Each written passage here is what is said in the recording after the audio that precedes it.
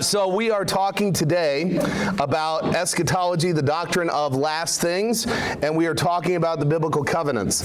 So right now, the new Avengers movie for Marvel is supposed to be coming out at the end of this year, right? I think it's November, December is Doomsday. I'm really excited about it, but there's a whole bunch that I haven't seen yet of the Marvel shows, so I'm spending any free time I have right now going back and watching all the shows to get ready.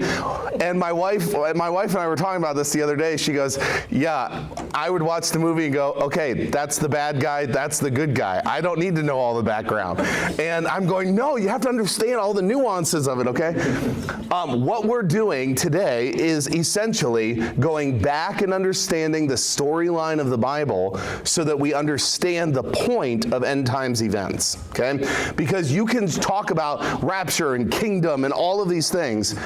The reason people go wrong on this topic is because they don't get the plot. They don't understand the storyline that's leading to these things, and so they just drop into proof texts for this particular view or this particular view.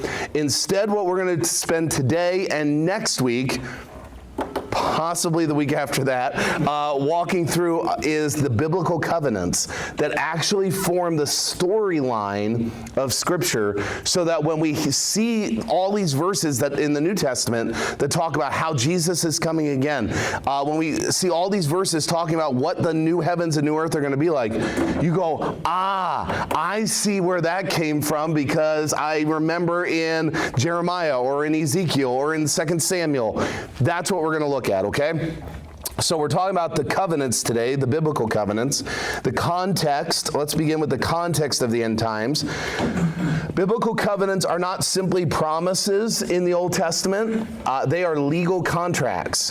That God takes this concept of contract and uses it to describe how he's going to relate to his people.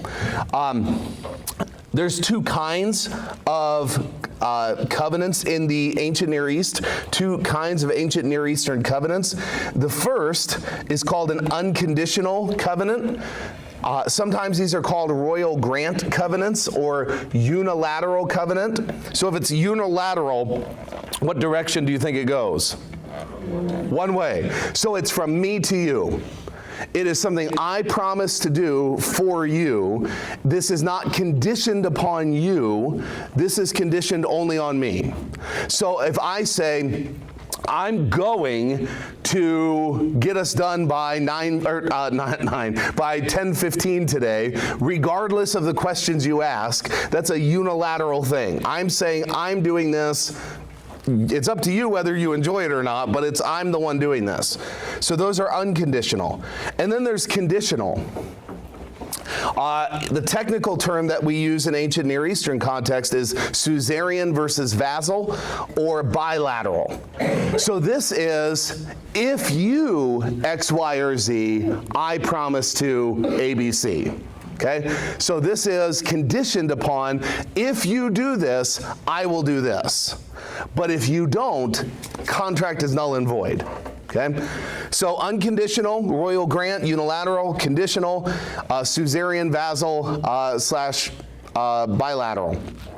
So Roy Beecham, in his work on the covenant, says it this way: no covenant exists apart from the naming of parties, so it says who's involved, the formal establishment of relationship between those parties. The reason I'm involved and you're involved is because I am X, Y, or Z and you are A, B, C. And the creation of legal obligations that bind those parties in that relationship. So I promise to, because I am God, I promise to do X, Y, or Z. Or, because I am God and you are my people, I promise to blank if you blank. So there's always the naming of parties, the formal establishment of a relationship, and the creation of legal obligations that bind those parties in that relationship. Okay? You find that throughout the Old Testament, that this is how these contracts work. So let's begin by looking at the Noahic covenant. The Noahic covenant. This is the first thing that's explicitly called a covenant in the Old Testament, the Noahic covenant. This was the promise that God will not flood the earth again.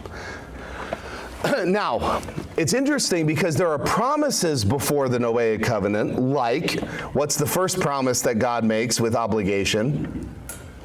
To whom? Starts with an A, ends with Adam and Eve. Okay, Adam and Eve. God says, you will do this, and if you do this, you are to be fruitful, multiply, but do not eat from the tree of the knowledge of good and evil, for in the day you eat of it, you will surely die.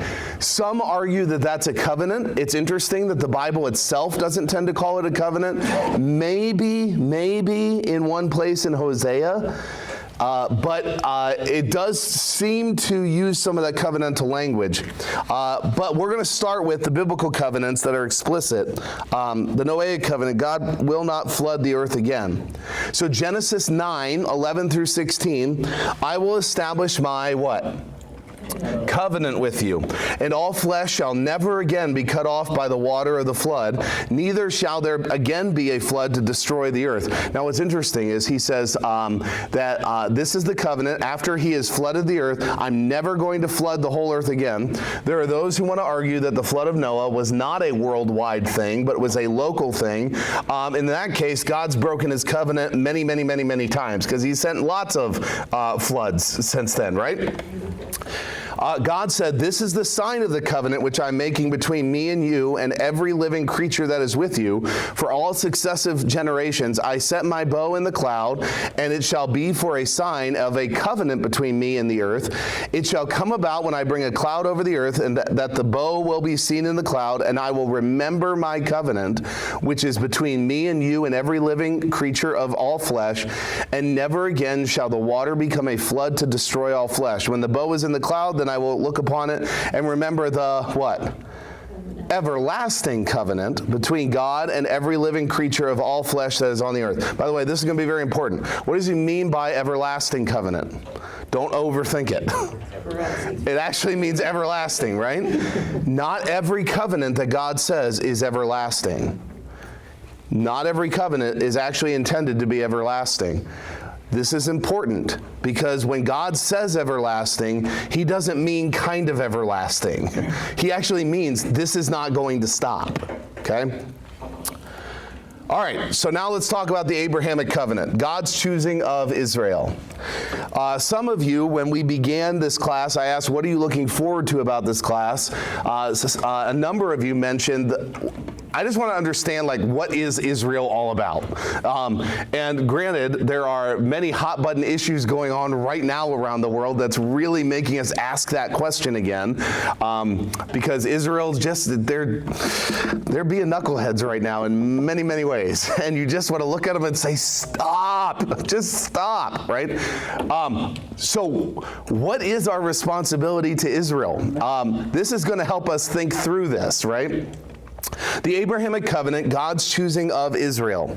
So Genesis chapter 12, now the Lord said to Abram, go forth from your country and from your relatives and from your father's house to the land which I will show you, and I will make you a great nation, and I will bless you and make your name great, and so you shall be a blessing.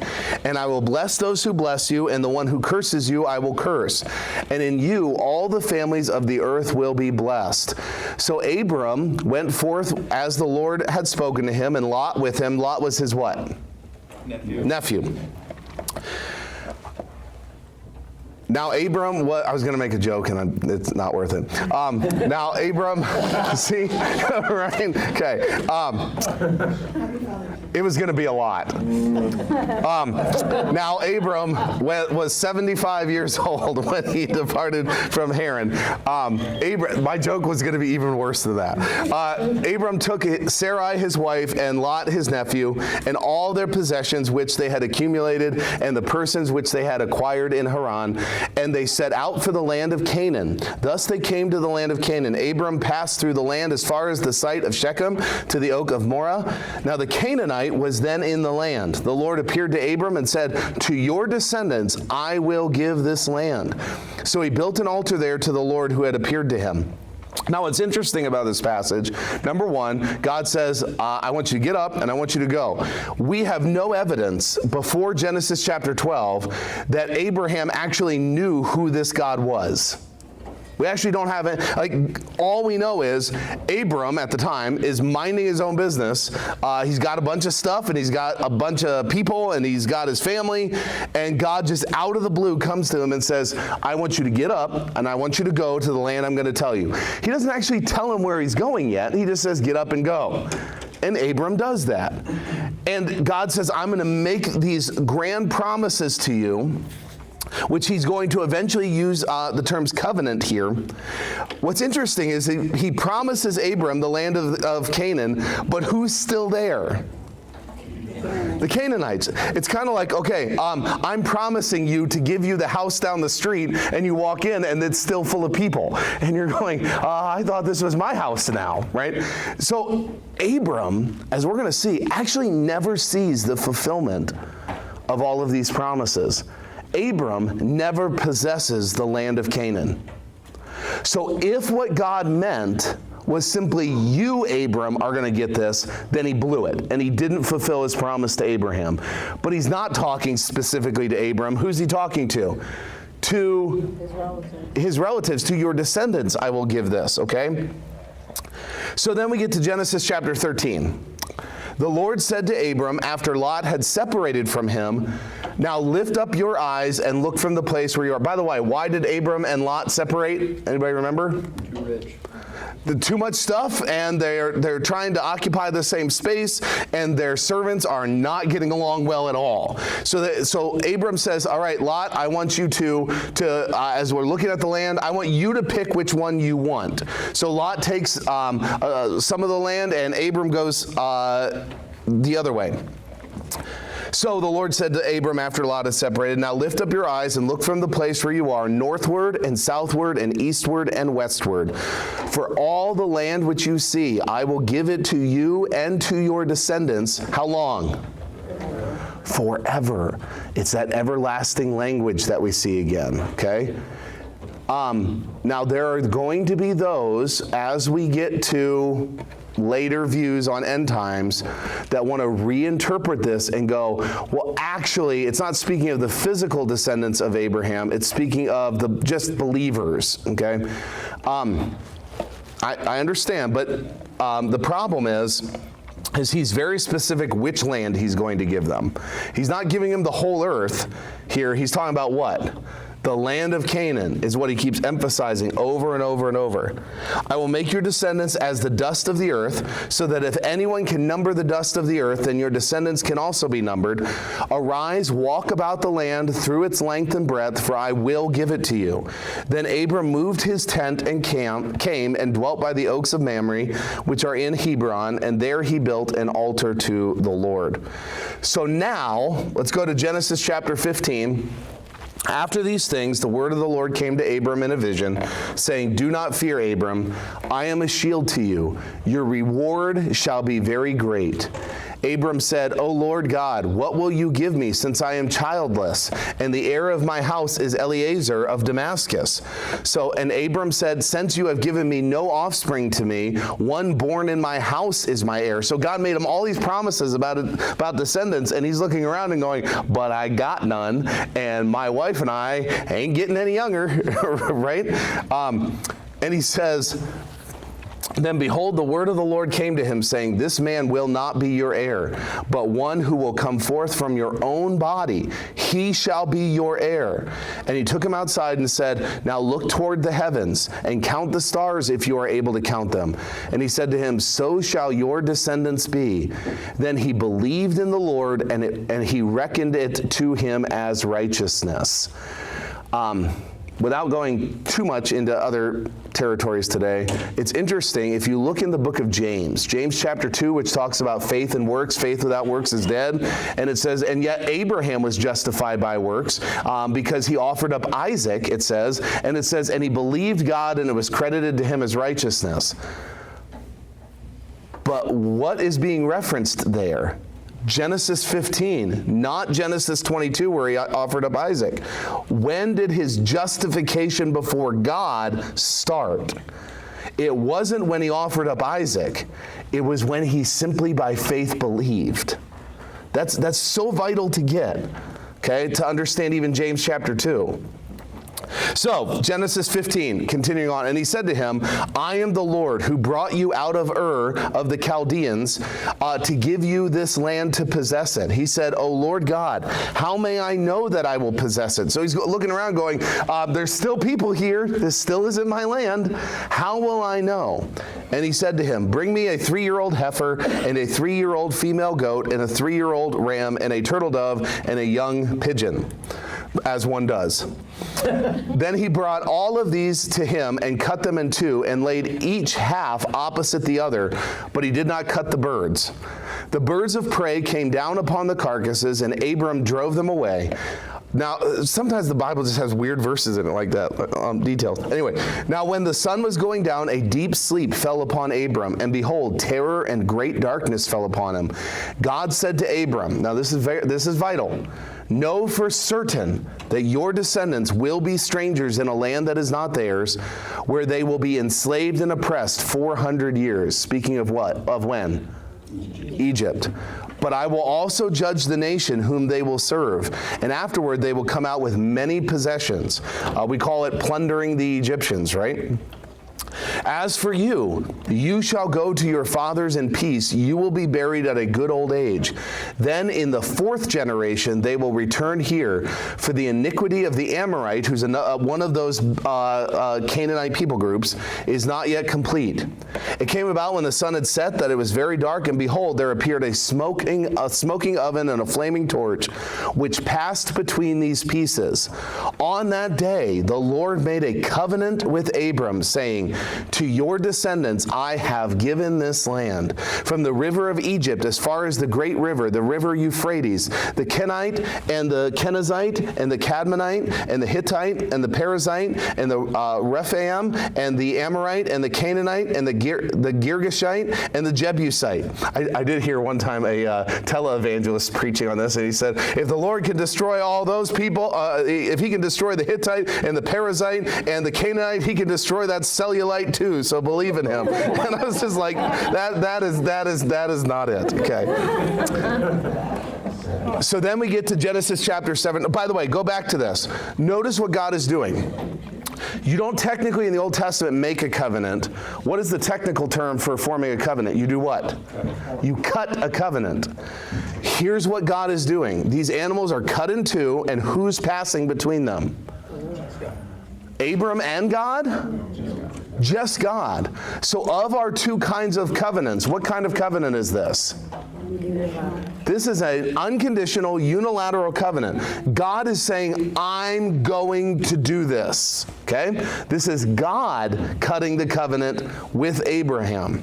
Wasn't the implication of cutting those animals saying, if I break this covenant? That's the idea of cutting a covenant, right? That's why, again, it's more than just like when you tell your kids, yes, I promise we'll go get ice cream, and then you forget, and then you have to apologize. Like, a covenant is a serious, serious thing, right? Genesis chapter 17, that was a weird discussion, okay? Genesis 17. Now, when Abram was 99 years old, the Lord appeared to Abram and said to him, I am God Almighty, walk before me and be blameless. I will establish my covenant between me and you, and I will multiply you exceedingly. If you're Abram, you're thinking at this point, yeah, you said that. Like, I'm still not seeing it, but you said that, right? Abram fell on his face, and God talked with him, saying, as for me, behold, my covenant is with you, and you will be the father of a multitude of nations. No longer shall your name be Abram, but your name shall be Abraham, for I will make you the father of a multitude of nations. I will make you exceedingly fruitful, and I will make nations of you, and kings will come forth from you. I will establish my covenant between me and you, and your descendants after you through their generations for a what?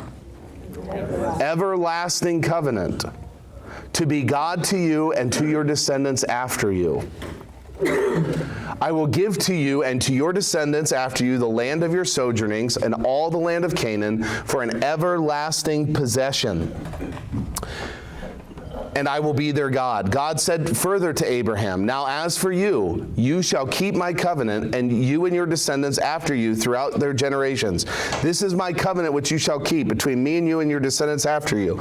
Every male among you shall be circumcised, and you shall be circumcised in the flesh of your foreskin, and it shall be the sign of the covenant between me and you. And every male among you who is 8 days old shall be circumcised throughout your generations.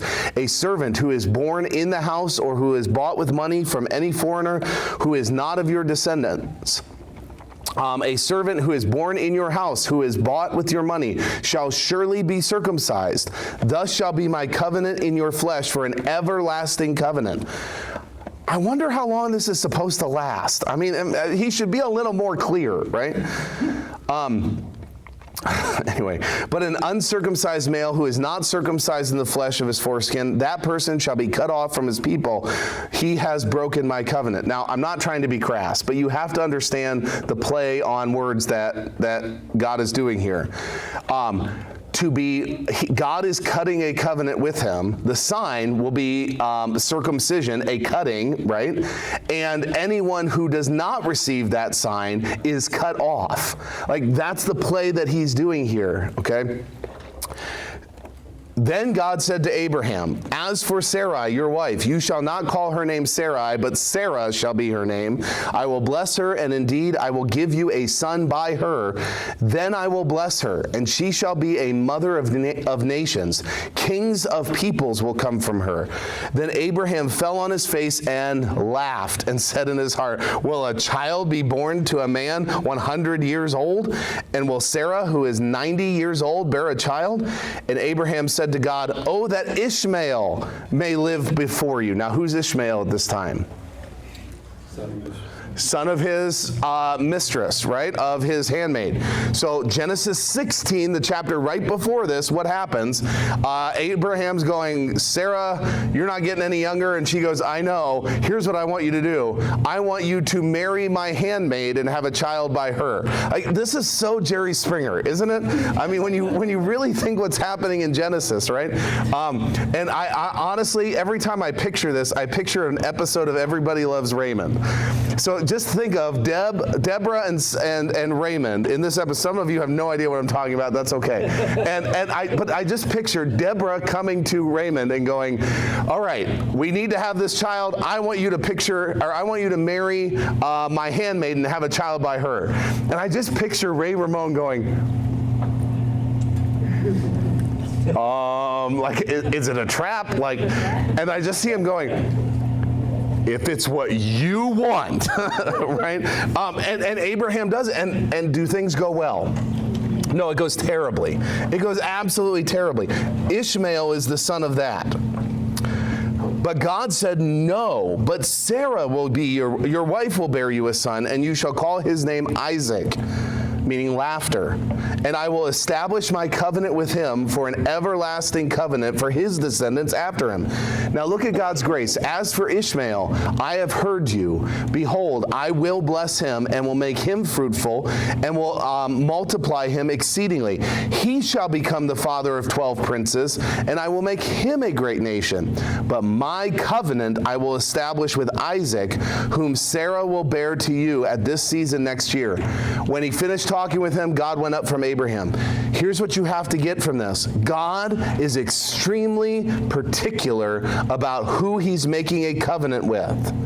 We tend in modern theology to go, well, I know God said it was with these people, but he actually meant with these people and these people and these people. And God is going, no, I've actually been exceedingly explicit with who I'm making this covenant with.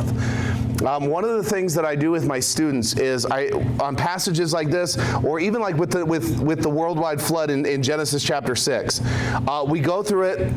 And after reading, I go, okay, now if it was not a worldwide flood, or if it was a worldwide flood, hypothetically speaking, how could God have been more clear? And they go through the text like, There's no way he could have been more clear. He says it over and over. So if this is actually meant to be with a bigger people group, how could God, or if this was only supposed to be with this smaller people group, how could God have been more clear? He really can't. He's saying it's not like even Abraham, even your child Ishmael, I'm going to bless him, but that's not who my covenant is with. My covenant is with these descendants, this line. Okay? All right. Last passage here, Genesis chapter 22, 15 through 18. Then the angel said to the Lord, then the angel of the Lord called to Abraham. This is after he's offered Isaac. By myself I have sworn, declares the Lord. What does he mean by myself? Not like without consulting anybody. What does he mean? By my name. In other words, when you say I swear to and then you say God, God's going, I swear to me. In other words, why would he say that? There's no higher authority. Like God would put his hand on his own chest and say, yes, I swear by me to tell the truth and nothing but the truth, right? By myself I have sworn, declares the Lord, because you have done this thing and have not withheld your son, your only son. Indeed, I will greatly bless you, and I will greatly multiply your seed as the stars of the heavens and the sand which is on the seashore. And your seed shall possess the gate of their enemies. In your seed all the nations of the earth shall be blessed, because you have obeyed my voice. All right. This covenant then is a royal grant covenant, was called an eternal covenant, and it specifically had 3 provisions. 1, he promised them the land of Canaan. The land of Canaan. Number 2, he promised them descendants. Was it just any descendants? No, because Ishmael was not part of that lineage.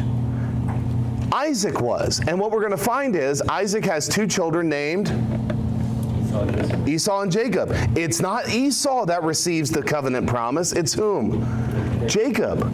It is a very specific line, the people of Israel. And then number 3, spiritual blessings that will bless the world. Should say the world. The promised seed of the woman. So what do we mean by this promised seed of the woman? Genesis chapter 3, verse 15. And I will put enmity between you and the woman, speaking of the whom? Who's the you there? The serpent in Genesis chapter 3.